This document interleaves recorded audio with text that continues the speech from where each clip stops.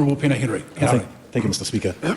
In the very same RSA in Whakatane, my first Anzac Day as Defence Minister, I began my speech by reflecting upon the situation or the position I found myself in, whereby my great-grandfather, MP of this House for 28 years, actively recruited for the Pioneer Battalion who served in World War I, and then continued to actively recruit alongside Serapira Ngata during his time here in Parliament for active service for what became known as the 28th Māori Battalion in the Second War, of which my grandfather, his son, served, and his final posting was as the commander of the 28th Māori Battalion. And then I had found myself as a Defence Minister speaking in the very same RSA in Whakatane and acknowledging that our people are involved in conflict and in wars and in peacekeeping services right around the world.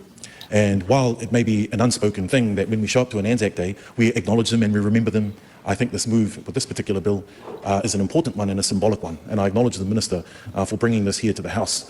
When we commemorate on Anzac Day, it's a special time. It's emotional.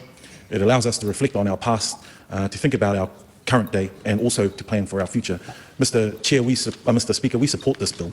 And what I say to those who are proposed to come under the remit of this particular bill in changing the Anzac Day legislation, I want them to continue to remember the specific days that are important to them. We know, for example, the New Zealand Merchants' Day is a different day to Anzac Day, and they have their own services. In fact, I've been to a number in Tauranga, and I know members across the House have been there. It is important we continue to remember them all during Anzac Day, but I want to just offer a word of encouragement to those who will finally come under the remit of this legislation through this bill, that they continue to remember the days that are important to them, that are significant to them, and I'm sure they will. But those are the kinds of testaments and memorials that we hope never to be lost in time, and I continue to encourage that. I also reflect, Mr. Speaker, on the time in my first term here in Parliament where there was a significant push for the New Zealand Land Wars recognition, to which we unveiled a plaque in this House to remember that. And while these gestures are symbolic and they may take some time, we acknowledge that we've come on a significant journey, certainly over the past decade and even beyond then, to allowing the recognition through this particular bill, which is why we will continue to support this bill. We will encourage, of course, many of our veterans, our service personnel, current and past, to make sure that their voice is heard, that there are submissions on this particular bill where we might have, through the passage of time, forgotten a particular conflict or something rather, something that's important to them. I think it's important that their voices continue to be heard through the process and the progress of this bill, Mr. Speaker. So we support this bill for the Labour Party, once again encouraging submitters, also encouraging those with significant days to continue to commemorate, celebrate and come together on those days to remember the deeds of those who have served and who continue to serve. Finally, from my side, Mr. Speaker, I acknowledge the Minister's comments with respect to the Kawenata and with respect to the ongoing work when we look towards the acknowledgement and the honouring of veterans. And I know that's a significant piece of work from my time and subsequent ministers. And of course now I acknowledge the act of my cousin Willie Apiata VC in handing the VC to the Minister, which comes with a huge burden. And we want to say to the Minister and to this government that in a true bipartisan approach, we would be more than happy to make sure a door is open so that we can have those discussions to honour these people in the way that they deserve. And so we leave that door open to the Minister, and we look forward to ongoing conversation for this bill and the matter that I've just raised. We support this bill. Wow. You find out all sorts of interesting stories, and what's good about the Whakatane RSA? There must be something in the beer, Sam, and I've got to say that because isn't it lovely to see a bipartisan approach across the House like that? Normally it's such a combat, it's almost a war zone some days in its own right. But it's just lovely to see a bipartisan approach like that across the House about something that is really quite, I spent the day at Anzac Day and dawn service the other day, and it really is a wonderful day for New Zealanders to really think about stuff. How was the dawn service in Wellington? Because I'll be honest, I slept in. Samuel. Shall I call him Samuel, Laura? Yeah. No. Well, you can use my was it ATC rank of corporal? Nah, it was seriously a stunning day, a stunning speech from. I thought Nicola Willis's speech was great. It was just a beautiful day. I spent it with an old friend I've known for 48 years. He carried the RSA flag for the last time after 23 years. It's just that sort of day where people are, I guess, disarmed and just happy to, it doesn't matter who you're talking to, whether you're talking to a veteran that's 90 years old or I guess, the youngest member of the family who's probably by now their great or even great-great-grandfather was. It's just good that they understand all that, and it's such a special day. And it's a Pukeapu. That's the second time I've been there in about 4 weeks because we were there for the Right of Respect, and it's a special place every time you go, and I'm glad it's there. I know when I worked at BP, we had one of our regular customers was a lower down staff member of the Turkish embassy. Every Anzac Day, even though he was on the other side, even though his ancestors were on the other side of the war, he would go down to Anzac Day every single year for the dawn service as if he was part of us. It quite amazing. And he said it was something he always did the whole time he'd been working at the Turkish embassy, is that every Anzac Day, him, along with many of his colleagues, will all go down to Anzac Day to do the dawn service and all of the things that went with it as part of their role of being in New Zealand. Even that they didn't have to, they chose to do it. Yeah, there was some amazing things said in the speech from, in fact, the ambassador from there the other day about what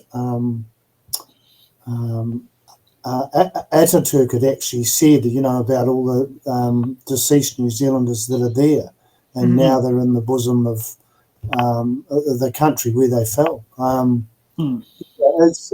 they would take care of them, and yeah, it's funny when you go to different parts of the world and you see these places. I was on Crete about 20 years ago, and there's 300. It's quite weird when you go there and you go to a place like Suda Bay, and then you see for the first time there's 300 Kiwis buried there. So I get it why people from those other countries, in some cases where they've been in opposition, but in some cases where Kiwis, they like on Crete, they just love the Kiwis there in terms of what they did for them 80 years ago now.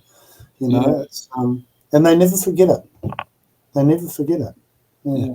Yeah, I mean, I have no problem commemorating the services of people that have fought in past wars, but I guess kind of like my fear is that we need to be very careful about the way how we talk about war to civilians, that we don't just talk about glorification of war, but we also acknowledge the harm that was done to veterans that came back from war and how they were treated by the Crown.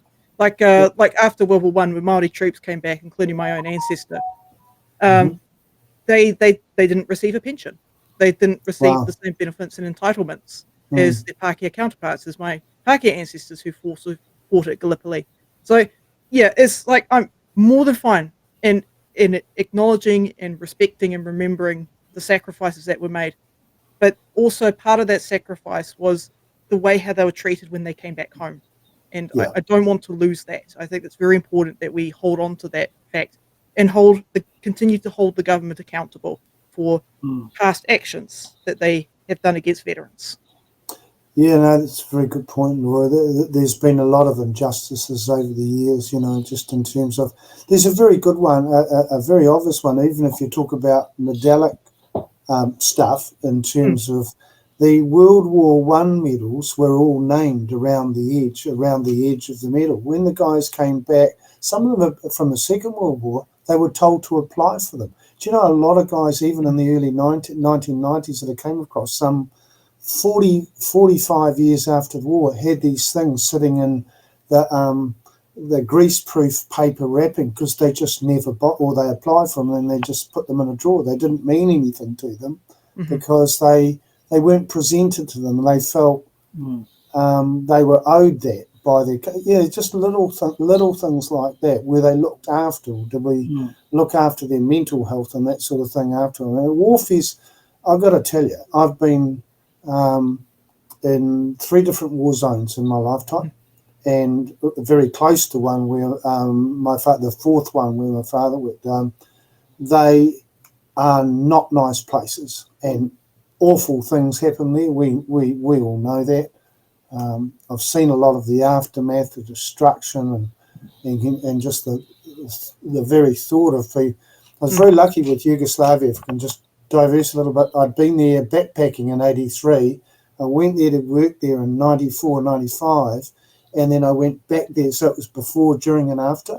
And it's very incredible, the change, the before, what might have led up to it, the then, and 4 or 5 years of that, and then the after, the recovery and people getting back to, trying to get back to normal life. Some people struggle with getting back to their normal life there for the rest of their life, and that's awful. And then, lack of recognition and things like that. So, very important in this legislation. It's only a small little act, but it's good. I hope it's in the right direction.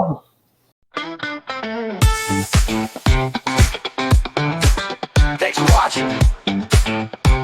Make sure you're subscribed to our Facebook, YouTube, Twitch, Instagram, TikTok, News Guide, the Order Paper Podcast. YouTube, Twitch, Instagram, TikTok.